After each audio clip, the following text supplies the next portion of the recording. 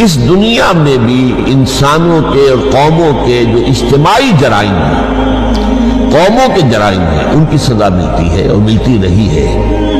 یہ جو ہے، اور اس میں ایک بات لازمن ہو جائے گی کہ یہ سزائیں جب آتی ہیں قوم کے اوپر تو اس میں پھر اچھے اور برے سب جو ہے لپیٹ میں آ جاتے ہیں۔ اس کے لیے میں نے آپ کو آیت سنائی ہے، اس کو فرمایا گیا ہے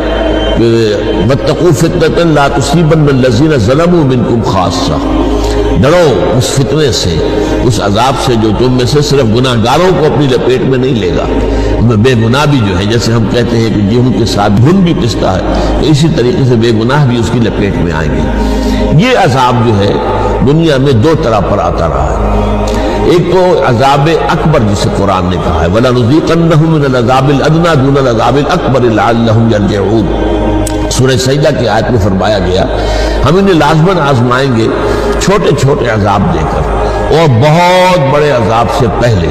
تاکہ شاید کہ یہ ہوش میں آ جائیں، جاگ جائیں، اپنی اصلاح کرنے سیدھے راستے پر آ جائیں۔ یہ عذاب اکبر، لیکن اس عذاب اکبر کے آنے سے پہلے چھوٹے چھوٹے عذاب، چھوٹی تکلیفیں، چھوٹے پیمانے پر عذاب یہ بھی آتے رہے ہیں، تاکہ اگر قوم ہوش میں آ سکتی ہو، جاگ سکتی ہو تو جاگ جائے، نیند کے ماتے جو ہیں وہ نیند سے بیدار ہو جائیں۔ یہ جو میں نے آپ کو بتایا جو عذاب آتا ہے دنیا میں، یہ آتا ہے قوموں کے اجتماعی جرائم کے اوپر، اس کے اجتماعی گناہوں کی بنیاد پر۔ اب اس میں جو پہلا میں نے بتایا کہ کسی بڑا عذاب وہ یہ ہوتا تھا کہ قومیں نسیم منسیہ کر دی گئی،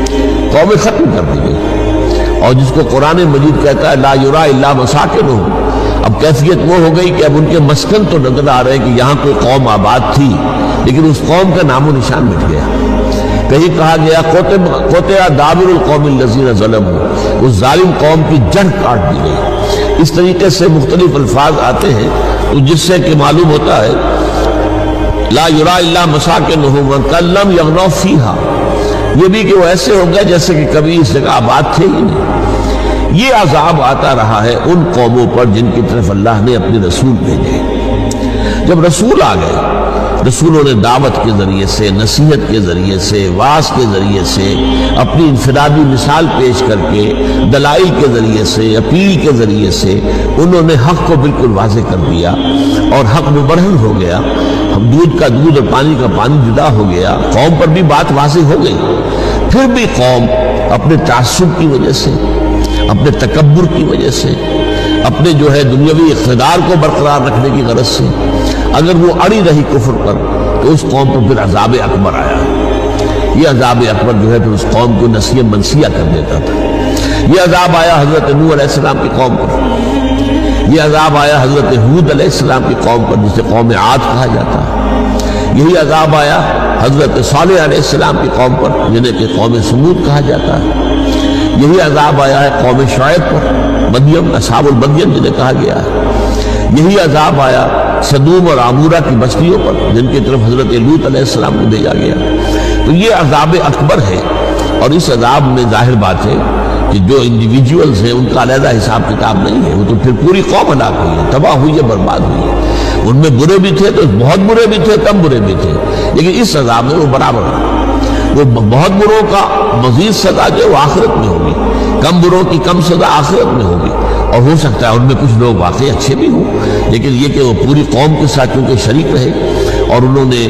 ایمان کی دعوت پر لبیک نہیں کہا، لہذا اس عذاب میں تو وہ شریک ہو گئے، لیکن یہ کہ ہو سکتا ہے اللہ تعالیٰ کے ہاں وہ اپنے انڈیویجول اسسمنٹ میں وہ مستحق عذاب نہ قرار دیے جائیں قیامت کے دن۔ بہرحال یہ عذاب جو آتے رہے ہیں ان کے بارے میں میں نے آپ کو بتایا، ان کی شرط اول کیا ہے، وہ یہ ہے کہ یہ رسول مبعوث ہوں اور ان کے بعد دعوت کا اتمام حجت کی حد تک حق ادا کر دیا جائے، پھر بھی وہ قوم اڑی رہے تو ہلاک کر دی جائے۔ یہ عذاب ہلاکت جو ہے 30 سال کے عذاب،